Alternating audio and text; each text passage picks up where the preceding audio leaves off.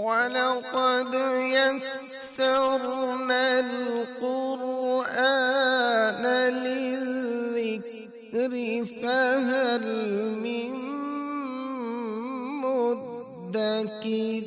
السلام علیکم ورحمۃ اللہ وبرکاتہ۔ آپ سب لوگ کیسے ہیں؟ الحمدللہ رب العالمین۔ اللہ سبحانہ و تعالیٰ آپ کو اپنی خیر و برکت میں، اپنی رحمتوں میں، عافیت میں، سلامتی میں رکھے، آمین ثم آمین۔ نحمدہ ونصلی علی رسولہ الکریم، اما بعد فاعوذ باللہ من الشیطان الرجیم، بسم اللہ الرحمن الرحیم۔ رب اشرح لی صدری ویسر لی امری واحلل عقدۃ من لسانی یفقہوا قولی۔ اللہ کے پاک نام سے، اللہ سبحانہ و تعالیٰ کے پاک نام سے 11ویں پارے کا آغاز کرتے ہیں۔ پہلا رکوع ہے منافقین مدینہ کی نفسیاتی اور عملی تصویر کشی۔ اس میں 4 مین پوائنٹس ہیں۔ عذر کرنے والوں کے بارے میں الہامی پالیسی، بدوی مومن، بدوی منافق اور تعلق باللہ۔ ارشاد ہے جہانوں کے بادشاہ کا، یعتذرون الیکم اذا رجعتم الیہم قل لا تعتذروا لن نؤمن لکم قد نبأنا اللہ من اخبارکم وسیری اللہ عملکم ورسولہ ثم تردون الی عالم الغیب والشہادۃ فینبئکم بما کنتم تعملون۔ جب تم ان کی طرف واپس آؤ گے تو وہ تمہارے سامنے عذر پیش کریں گے۔ غزوہ تبوک سے واپسی ہے اور منافق جو مدینہ میں رہ گئے تھے ان کے بارے میں رب العزت نے آگاہ کیا ہے، آپ کہہ دیں کہ عذر نہ کرو، ہم تم پر ہرگز یقین نہیں کریں گے۔ بلا شبہ اللہ تعالیٰ نے ہمیں تمہاری کچھ خبریں بتا دی ہیں اور عنقریب اللہ تعالیٰ اور اس کا رسول تمہارا عمل دیکھیں گے، پھر تم اس کی طرف لوٹائے جاؤ گے جو غیب اور حاضر کا جاننے والا ہے، تو وہ تمہیں بتا دے گا جو کچھ تم کرتے رہے تھے۔ 80 لوگ تھے یہ تعداد میں جنہوں نے نبی صلی اللہ علیہ وسلم کے حکم کی خلاف ورزی کی تھی اور صرف اپنے آرام کی خاطر، اپنی معیشت کی خاطر کہ فصلیں پکی ہوئی ہیں، ان فصلوں کو چھوڑ کر کیسے چلے جائیں، جہاد میں جانے سے سستی دکھائی تھی، پیچھے رہ کے اس کے بارے میں اللہ سبحانہ و تعالیٰ نے حکم دیا، جس سے پتہ چلتا ہے کہ سستی کے بارے میں اللہ رب العزت کا کیا موقف ہے۔ تو منافقوں کے شعور کی گندگی کی وجہ سے ان سے اعراض کا حکم دیا گیا تاکہ مسلمان بچ جائیں۔ جب تم ان کی طرف واپس آؤ گے عنقریب وہ تمہارے لیے اللہ تعالیٰ کی قسمیں کھائیں گے تاکہ تم ان سے اعراض کرو، سو تم ان سے اعراض ہی کر لو، یقیناً وہ گندے ہیں اور ان کا ٹھکانہ جہنم ہے، اس کے بدلے میں وہ جو کماتے رہے ہیں۔ منافقین کے لیے جہنم کی وعید سنائی گئی، اگرچہ وہ باجماعت نمازیں پڑھتے تھے، وہ روزے بھی رکھتے تھے، اس لیے کہ بظاہر منافق مسلمانوں میں شامل ہوتے ہیں، عبادات کرتے ہیں، مگر ان کی سوچ گندی ہے، ان کے دل گندے ہیں، سمجھتے ہیں کہ پیچھے رہ کر ہمیں آرام اور سلامتی اور سکون مل جائے گا، مالی نقصان سے بچ جائیں گے۔ یہ فکر کی گندگی ہے، نجاست ہے، جس نے ان کی نمازوں اور ان کے روزوں کو گھیر لیا ہے۔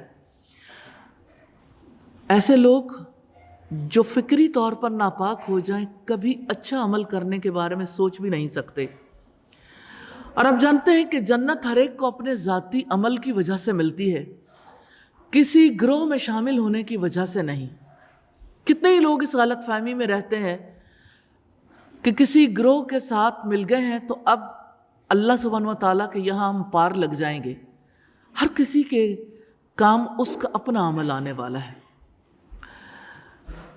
اور تمہارے لیے وہ قسمیں کھائیں گے تاکہ تم ان سے راضی ہو جاؤ، سو تم ان سے راضی ہو بھی جاؤ تو یقیناً اللہ تعالیٰ نافرمان لوگوں سے راضی نہیں ہوتا۔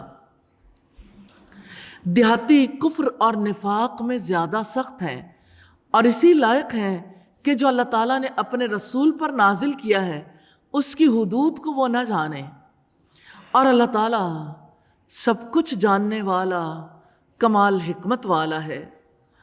دیہاتیوں میں ایسے بھی ہیں کہ جو کچھ وہ اللہ تعالیٰ کی راہ میں خرچ کرتے ہیں اس کو وہ تاوان سمجھتے ہیں، اور تم پر زمانے کی گردشوں کا انتظار کرتے ہیں، یعنی اس انتظار میں ہے کہ کب اہل اسلام کسی مصیبت میں پھنسے اور ہماری جان چھوٹے۔ بری گردش انہی پر ہے، اور اللہ تعالیٰ سب کچھ سننے والا سب کچھ جاننے والا ہے۔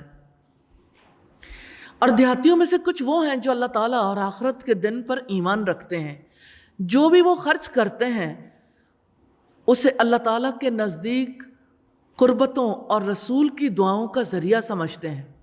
سن لو، یقیناً وہ ان کے لیے قرب کا ذریعہ ہے، ان قریب اللہ تعالیٰ ان کو اپنی رحمت میں داخل کرے گا، یقیناً اللہ تعالیٰ بے حد بخشنے والا نہایت رحم والا ہے۔ تو کسی کا دیہاتی ہونا عیب نہیں ہے، دیہاتی رویہ ہونا عیب ہے، دیہاتی سوچ ہونا عیب ہے۔ اور دیہاتی سوچ کیا ہے کہ انسان صرف مفاد پرستی کے بارے میں سوچے۔ اللہ سبحانہ و تعالیٰ نے جس مقصد کے لیے انسان کو زمین پر بھیجا ہے اس مقصد کو بھول جائے۔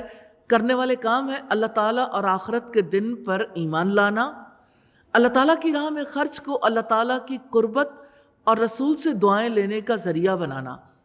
جن کاموں سے روکا گیا بہانے کرنا، انسانوں کو راضی کرنے کے لیے قسمیں کھانا، کفر اور نفاق میں سخت ہونا، کمٹمنٹ پوائنٹس ہیں۔ اللہ تعالیٰ کی راہ میں وقت، صلاحیتوں اور مال کو خرچ کرنا ہے اور اسے اللہ تعالیٰ کی قربت کا ذریعہ سمجھنا ہے۔ 5 لوگوں کو اللہ تعالیٰ کی ذات کا تعارف اس طرح سے کروانا ہے جیسے اس رکوع میں کروایا گیا ہے۔ اللہ سبحانہ و تعالیٰ ہمیں توفیق عطا فرمائے۔ رکوع نمبر 2 ہے اسلامی معاشرے کے مختلف طبقات کے خد و خال اور سرگرمیاں۔ 6 مین پوائنٹس ہیں۔ السابقون الاولون، پہلی قسم کے لوگ ہیں اسلامی ریاست میں، اسلامک اسٹیٹ میں، جو سبقت لے جانے والے ہیں۔ دوسری قسم کے لوگ ہیں مخلوط اعمال رکھنے والے، اور تیسری قسم کے نفاق میں طاق لوگ، اور چوتھی قسم ہے مشکوک معاملے والے۔ 5ویں قسم ہے مسجد زرار بنانے والے، اور چھٹی چیز جو اس رکوع میں ڈسکس کی گئی وہ تعلق باللہ کی بات ہے۔ اللہ سبحانہ و تعالیٰ سابقون الاولون، جو سب سے پہلے سبقت لے گئے ان سے راضی ہو گیا۔ وہ مہاجرین میں سے بھی تھے اور انصار میں سے بھی، اللہ تعالیٰ ان سے راضی ہوا اور وہ اللہ تعالیٰ سے راضی ہو گئے۔ اور مہاجرین اور انصار میں سب سے پہلے سبقت کرنے والے اور جن لوگوں نے حسن و خوبی سے ان کی اتباع کی ہے، اللہ تعالیٰ ان سے راضی ہو گیا اور وہ اس سے راضی ہو گئے ہیں، اور اللہ تعالیٰ نے ان کے لیے باغات تیار کیے ہیں جن کے نیچے سے نہریں بہتی ہیں، وہ ان میں ہمیشہ ہمیشہ رہنے والے ہیں۔ یہی بہت بڑی کامیابی ہے۔ وَمِمَّنْ حَوْلَكُمْ مِنَ الْأَعْرَابِ مُنَافِقُونَ، اور تمہارے گرد و پیش دیہاتیوں میں سے کچھ منافق ہیں اور کچھ اہل مدینہ میں سے نفاق پر جم گئے ہیں۔ آپ ان کو نہیں جانتے، ہم ہی انہیں جانتے ہیں۔ ان قریب ہم انہیں 2 مرتبہ عذاب دیں گے، پھر وہ بڑے عذاب کے لیے واپس لائے جائیں گے۔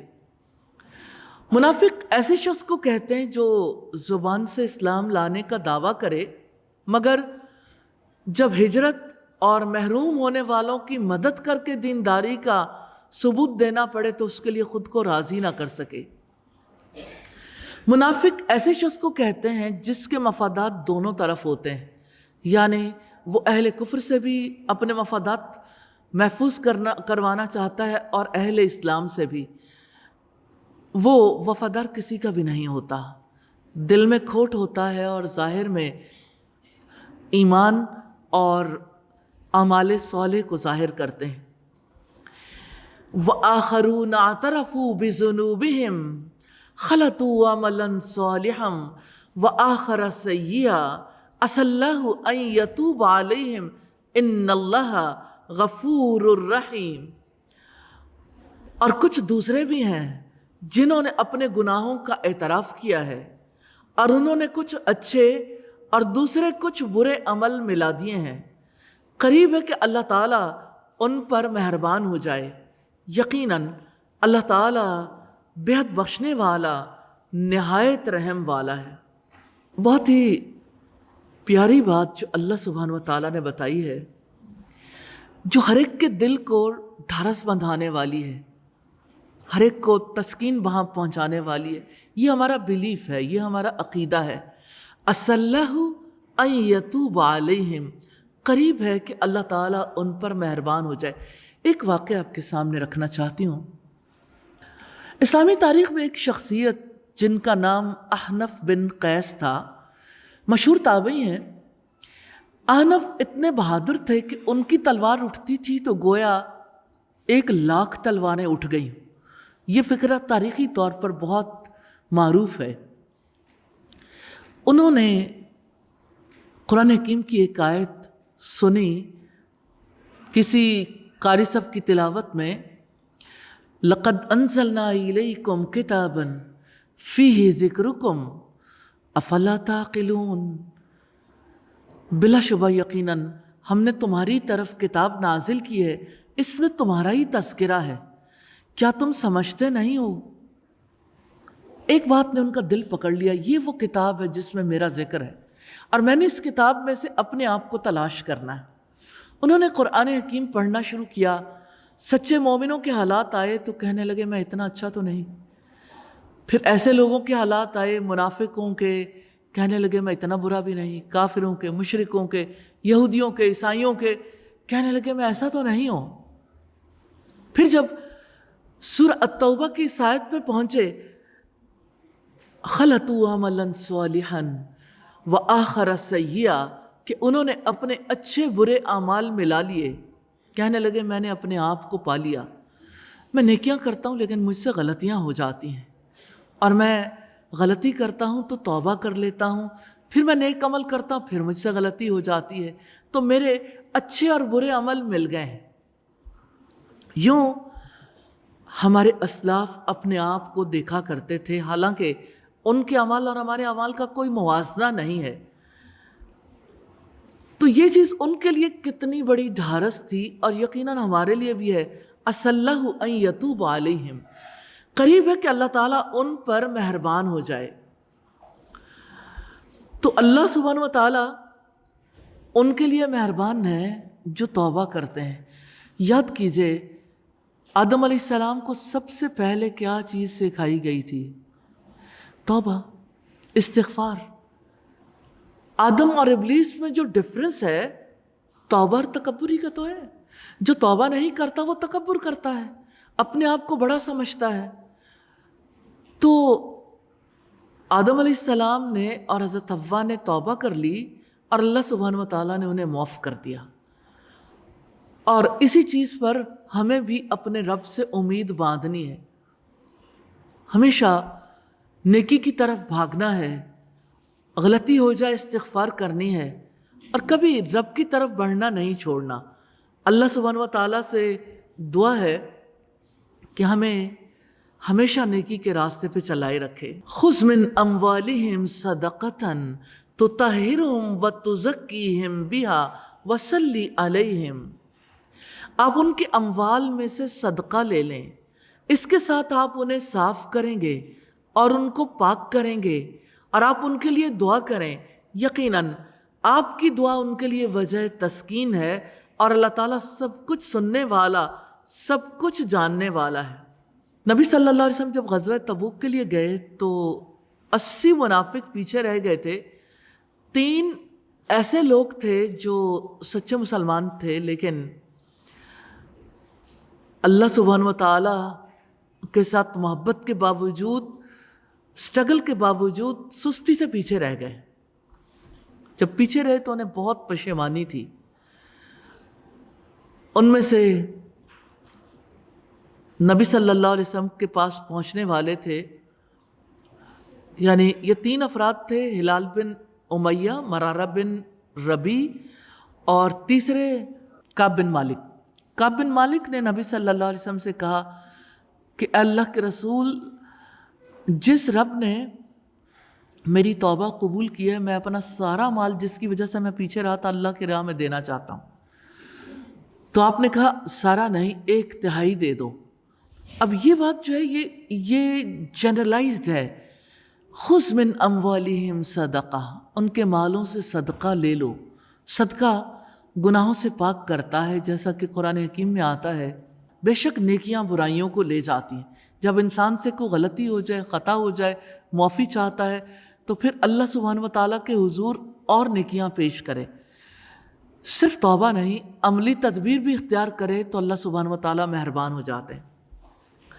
اور جہاں تک صدقے کا تعلق ہے یا زکوٰۃ کا تعلق ہے، جب نبی صلی اللہ علیہ وسلم کے پاس لوگ لے کر آتے تھے تو آپ کا کیا طرز عمل تھا؟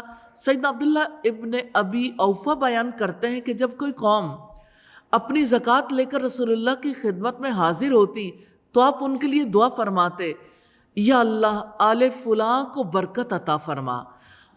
میرے والد بھی اپنی زکوٰۃ لے کر حاضر ہوئے تو آپ نے فرمایا اللہم صلی علی آل ابی اوفا، کہ یا اللہ آل ابی اوفا کو خیر و برکت عطا فرما۔ الم یعلموا ان اللہ ہوا یقبل التوبۃ عن عبادہ ویأخذ الصدقات، کیا وہ نہیں جانتے کہ اللہ تعالیٰ بلا شبہ اپنے بندوں کی توبہ قبول کرتا ہے اور وہی صدقات قبول کرتا ہے، اور بے شک اللہ تعالیٰ بہت زیادہ توبہ قبول کرنے والا، نہایت رحم والا ہے۔ سیدنا ابو ہریرہ نے بیان کیا کہ میں نے نبی صلی اللہ علیہ وسلم سے سنا، آپ نے فرمایا ایک بندے نے بہت گناہ کیے اور کہا اے میرے رب، میں تیرا گناہ گار بندہ ہوں، مجھے بخش دے۔ اللہ رب العزت نے فرمایا میرا بندہ جانتا ہے کہ اس کا کوئی رب ضرور ہے جو گناہ معاف کرتا ہے اور گناہوں کی وجہ سے سزا بھی دیتا ہے، میں نے اپنے بندے کو بخش دیا۔ پھر بندہ رکا رہا جتنا اللہ سبحانہ و تعالیٰ نے چاہا، اور اس نے گناہ کیے اور عرض کیا اے میرے رب، میں نے گناہ کر لیا، اسے بھی بخش دے۔ اللہ تعالیٰ نے فرمایا میرا بندہ کہتا ہے کہ اس کا رب ضرور ہے جو گناہ معاف کرتا ہے اور اس کے بدلے میں سزا بھی دیتا ہے، میں نے اپنے بندے کو بخش دیا۔ پھر جب تک اللہ تعالیٰ نے چاہا بندہ گناہ سے رکا رہا، اور اس نے گناہ کیا اور اللہ تعالیٰ کے حضور عرض کیا اے میرے رب، میں نے پھر گناہ کر لیا، تو مجھے بخش دے۔ اللہ تعالیٰ کہتا ہے میرا بندہ جانتا ہے اس کا ایک رب ضرور ہے جو گناہ معاف کرتا ہے، اس کی وجہ سے سزا بھی دیتا ہے، میں نے اپنے بندے کو بخش دیا 3 مرتبہ، پس اب جو چاہے عمل کرے۔ وَيَأْخُذُ الصَّدَقَاتِ، اور وہی صدقات کو قبول کرتا ہے۔ سیدنا ابو ہریرہ سے روایت ہے کہ رسول اللہ صلی اللہ علیہ وسلم نے فرمایا جو شخص حلال کمائی سے ایک کھجور کے برابر صدقہ کرے اور اللہ تعالیٰ صرف حلال کمائی کے صدقے کو ہی قبول کرتا ہے تو اللہ تعالیٰ اسے اپنے دائیں ہاتھ سے قبول کرتا ہے، پھر صدقہ کرنے والے کے فائدے کے لیے اس کو بڑھاتا ہے، بالکل اسی طرح جیسے کوئی اپنے جانور کے بچے کو کھلا پلا کر بڑھاتا ہے، یہاں تک کہ اس کا صدقہ احد پہاڑ کے برابر ہو جاتا ہے۔ سبحان اللہ، اللہ سبحانہ و تعالیٰ کتنا کریم ہے، کتنا مہربان ہے۔ وَقُلِ اعْمَلُوا فَسَيَرَى اللَّهُ عَمَلَكُمْ وَرَسُولُهُ، اور آپ کہہ دیں تم عمل کرو، پھر عنقریب اللہ تعالیٰ اور اس کا رسول اور تمام اہل ایمان تمہارا عمل دیکھیں گے اور تم جلد ہی اس کی طرف لوٹائے جاؤ گے جو ہر پوشیدہ اور ظاہر کو جاننے والا ہے، چنانچہ وہ تمہیں بتا دے گا جو تم عمل کرتے تھے۔ وَآخَرُونَ مُرْجَوْنَ لِأَمْرِ اللَّهِ إِمَّا يُعَذِّبْهُمْ وَإِمَّا يَتُوبُ عَلَيْهِمْ، اور کچھ دوسرے لوگ جو اللہ تعالیٰ کے حکم کے لیے انتظار میں رکھے گئے ہیں، یا وہ انہیں عذاب دے گا یا ان کی توبہ قبول کرے گا، اور اللہ تعالیٰ سب کچھ جاننے والا، کمال حکمت والا ہے۔ اس سے مراد وہ 3 مخلص مسلمان ہیں جو سستی کی وجہ سے غزوہ تبوک میں شریک نہیں ہوئے اور رسول اللہ کے سامنے منافقین کی طرح جھوٹا عذر پیش کر کے معافی بھی نہیں مانگی۔ ایک اور طبقہ ہے جس کا تذکرہ اللہ سبحانہ و تعالیٰ نے اپنی کتاب میں کیا، جو کہ قیامت تک لوگ تلاوت کرتے رہیں گے۔ سوچئے کیسے لوگ تھے رسول اللہ کے عہد میں، اور قیامت تک ان کے اعمال نے ان کا پیچھا نہیں چھوڑا، اور قیامت کے آنے کے بعد بھی نہیں چھوٹے گا۔ اور جن لوگوں نے ایک مسجد بنائی ہے، کیا مسجد بنانا نیک کام نہیں ہے؟ لیکن مسجد بنانے کا مقصد کیا ہے؟ نقصان پہنچانے اور کفر کرنے اور مومنوں کے درمیان تفرقہ پھیلانے کے لیے، اور اس شخص کے لیے گھات کی جگہ بنانے کے لیے جس نے اس سے پہلے اللہ تعالیٰ اور اس کے رسول سے جنگ کی، اور بلا شبہ وہ ضرور قسمیں کھائیں گے کہ ہم نے بھلائی کے سوا کچھ ارادہ نہیں کیا، اور اللہ تعالیٰ گواہی دیتا ہے کہ بلا شبہ وہی یقیناً جھوٹے ہیں۔ وَكُفْرًا وَتَفْرِيقًا بَيْنَ الْمُؤْمِنِينَ، اور مومنوں کے درمیان تفرقہ پھیلانے کے لیے اور کفر کرنے کے لیے۔ مسجد کی تعمیر کا مقصد جو ان لوگوں نے اختیار کیا تھا، اہل اسلام کو گروہوں میں تقسیم کرنا تھا تاکہ وہ آپس میں تفرقے اور اختلاف کا شکار ہو جائیں۔ جب نبی صلی اللہ علیہ وسلم تبوک سے واپس آئے اور سفر 1-2 دن کا رہ گیا، تو سیدنا جبریل علیہ السلام نے نبی صلی اللہ علیہ وسلم کو اس مسجد کے بارے میں بتایا کہ اس مسجد کی بنیاد کفر اور مسلمانوں کے درمیان پھوٹ ڈالنے کے مقصد پر رکھی گئی، اور اس مسجد کے خلاف سازش ہے جس کی بنیاد پہلے دن سے تقوی پر رکھی گئی ہے۔ رسول اللہ صلی اللہ علیہ وسلم نے لوگوں کو بھیجا کہ میرے مدینہ پہنچنے سے پہلے ہی اس مسجد کو گرا دیا جائے۔ رسول اللہ صلی اللہ علیہ وسلم کو حکم دیا گیا کہ آپ اس مسجد میں کبھی کھڑے نہیں ہوں گے۔ آج بھی اسلام کے دشمن جدید وسائل اور طور طریقوں کے مطابق مسجد زرار بناتے رہتے ہیں۔ مثال کے طور پر ظاہراً کوئی فرد خالصتاً اسلام کے لیے کام کرتا نظر آتا ہے، یا تو وہ اسلام کی جڑیں کاٹنے کے لیے کام کرتا ہے، یا اسلام کی شکل بدلنے کے لیے، یا اسے لچکدار بنانے کے لیے کام کرتا ہے۔ ان مساجد زرار پر دین کی خدمت کا بورڈ لگایا جاتا ہے۔ مختلف جماعتوں، تحقیقاتی اداروں، کلبوں اور ایسی تنظیموں کی شکل میں یہ خدمت ہوتی ہے جن سے لوگوں کے دلوں میں ڈاؤٹس پیدا کیے جاتے ہیں، اور دین کی خدمت کی آڑ میں دین کے خلاف پروپیگنڈا کیا جاتا ہے، اور کمزور ایمان والے لوگ ان کا شکار ہو جاتے ہیں، اور لوگ آنکھوں سے دیکھتے ہیں کہ اسلام کا خاتمہ کیا جا رہا ہے، لیکن انہیں کوئی فرق نہیں پڑتا۔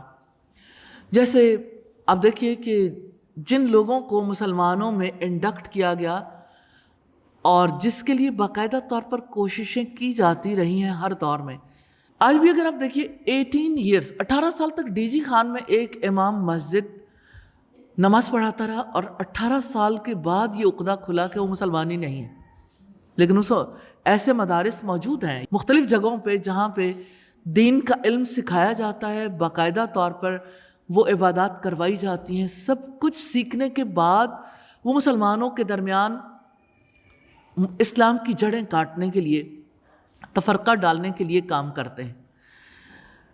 لیکن کتنی عجیب بات ہے کہ مسلمان یہ سمجھتے ہیں یہ ہمارا کام نہیں ہے، اگر کوئی کر کے چلا گیا تو یہ اس پر ہے، اور اگر اسلام کو نقصان پہنچا تو اللہ تعالیٰ پر ہے۔